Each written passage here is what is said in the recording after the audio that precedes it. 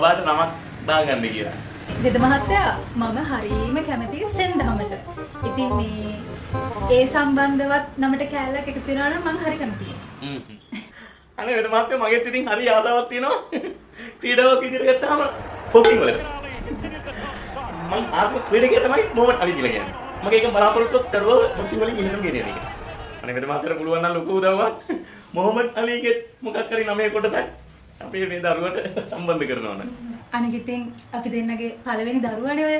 ඉතින් මේ පළවෙනි කියන එක සම්බන්ධ කරලා මොකක් හරි නමක් දැම්මනම් ඒකත් හොඳයි. නෝනාගේ ආගමත් බලලා මහත්තයාගේ ක්‍රීඩාවත් බලලා පළවෙනි දරුවා ඒ ඔක්කොම බලලා ඝන මාත්‍ර බලලා ඔන්න දැම්ම නම අනේ මොකද නෝන්දේ අනිවංශේ